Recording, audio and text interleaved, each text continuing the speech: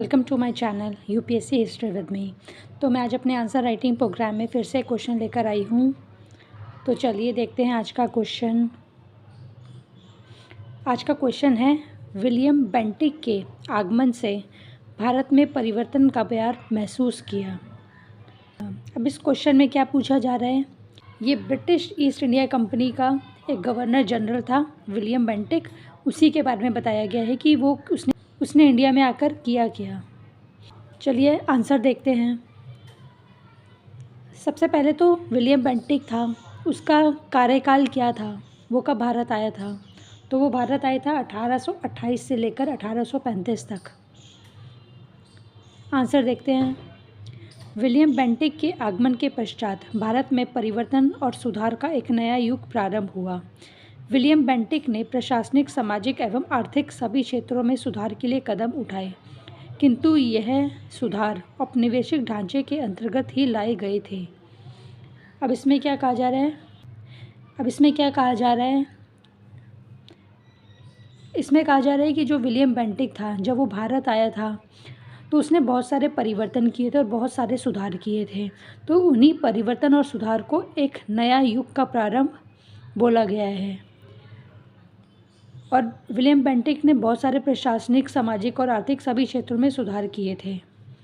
Next line देखते हैं। औपनिवेशिक ढांचे की मांग, भारत में एक सक्षम प्रशासनिक मॉडल की स्थापना की थी। विलियम बेंटिक के सुधार इस दिशा में आगे बढ़े। औपनिवेशिक ढांचे की मांग, भारत में एक सक्षम प्रशासनिक मॉडल की स्थापना की थी। विलियम बेंटिक के सुधार इस दिशा में आगे बढ़े। प्रशासनिक सुधार के क्रम में विलियम बेंटिक ने कमिश्नरी व्यवस्था की शुरुआत की। न्याय सुधार पर बल देते हुए उसने निम्न न्यायिक पद पर भारतीयों की नियुक्ति को प्रोत्साहन दिया।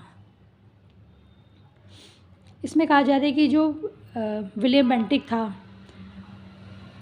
उसने बहुत सारे प्रशासनिक मॉडल की स्थापना की थी, क्योंकि जो ब्रिटिशर्स थे वो चाहते थे कि इंडिया में जो भी एडमिनिस्ट्रेटिव काम है वो प्रॉपर तरीके से हो। तो उन्होंने एक प्रशासनिक मॉडल बनाया था, क्योंकि ये सब अंग्रेज़ों को चाहिए था ताकि वो इजीली भारत को कंट्रोल कर सके। और इसमें कहा जा रहा है कि विलियम बेंटिक ने कमिश्नरी व्यवस्था की शुरुआत की थी। अब ये कमिश्नरी व्यवस्था क्या थी, इसमें सिर्फ इतना ध्यान रखो कि जो कमिश्नरी व्यवस्था होती है, जैसे कि एक ज़िला होता है और बहुत सारे ज़िलों को मिलाकर ही एक कमिश्नर बनता है, और कमिश्नरी को ही मंडल आयुक्त कहा जाता है, उसे ही मंडल कहा जाता है। बस इतना ही याद रखो, ज़्यादा डीप में नहीं जाना इसमें।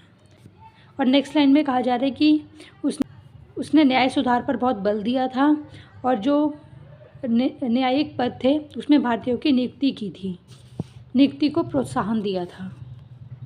नेक्स्ट लाइन, न्याय सुधार पर बल देते हुए उसने निम्न न्यायिक पद पर भारतीयों की नियुक्ति को प्रोत्साहन दिया। ये लाइन रिपीट हो गई है। उसी प्रकार बेंटिक ने वित्तीय सुधार के लिए भी कदम उठाए। फिर सामाजिक सुधार में भी उसने विशेष रुचि ली। अतः उसने न केवल सती प्रथा के उन्मूलन के लिए कानून बनाए, वरन बाल विवाह पर भी पाबंदी लगाने का प्रयास किया। अब इसमें कहा जा रहा है कि विलियम बेंटिक ने बहुत सारे वित्तीय सुधार किए थे। बेंटिक ने बहुत सारे वित्तीय सुधार में भी कदम उठाए थे। उसने सामाजिक सुधार भी बहुत सारे किए थे।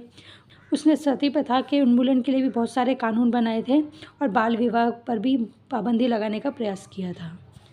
बस इसमें यही कहा जा रहा है। ये काफ़ी इजी लैंग्वेज में लिखा है, वैसे आप सबको क्लियर हो रहा होगा। नेक्स्ट लाइन देखते हैं। नेक्स्ट लाइन, सबसे बढ़कर उसके काल में एक महत्वपूर्ण उपलब्धि रही अंग्रेजी शिक्षा की शुरुआत।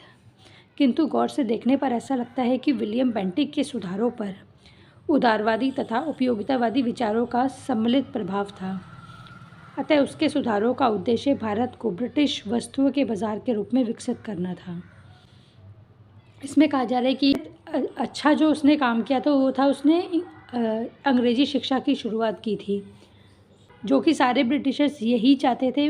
बेंटिक ने भी यही किया कि उसने जो इंग्लैंड में जो औद्योगिक क्रांति हुई थी और जो वहाँ पे सामान उत्पाद हो रहा था उसके लिए उसने भारत को बाज़ार बनाया। बस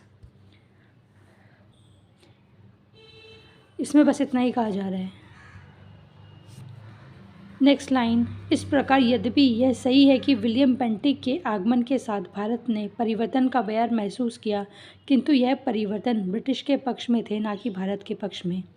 इसमें भी यही कहा जा रहा है कि जो भी विलियम बेंटिक ने जो भी सुधार किए, जो भी परिवर्तन उसने किए, वो उन्होंने अपने लिए किया था, ब्रिटिशर्स के लिए किया था, ताकि उनको भारत में प्रशासन करना ईजी रहे, उनको शासन चलाने में ईजी रहे।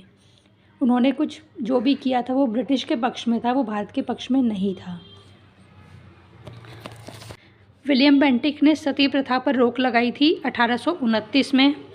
ठगी प्रथा का भी अंत किया था 1830 में। उसने 1833 का चार्टर अधिनियम में भी बहुत सारा काम किया था।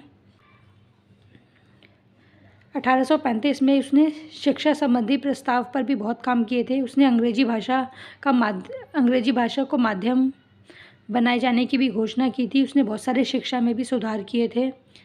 उसने बहुत सारे स्टेट को ब्रिटिश साम्राज्य में मिलाने के लिए भी बहुत सारे काम किए थे, जैसे मैसूर को, दुर्ग को। उसने रंजीत सिंह के साथ भी निरंतर मित्रता की संधि किया था। उसने लॉर्ड कॉर्नवालिस द्वारा स्थापित प्रांतीय अपीली एवं ब्राह्मणकारी न्यायालयों की समाप्ति, राजस्व आयुक्त की नियुक्ति भी की थी। तो ऐसे ही विलियम बेंटिक ने बहुत सारे काम किए थे अपने कार्यकाल में। तो यही था आज का क्वेश्चन। आई होप आज का क्वेश्चन सबको क्लियर हुआ होगा। थोड़ा सा इसको अपनी तरफ से भी पढ़ लेना ताकि और क्वेश्चन क्लियर हो जाए। कोई डाउट हो तो कमेंट बॉक्स में लिखना। आज के लिए थैंक यू। नेक्स्ट लेक्चर में मिलते हैं।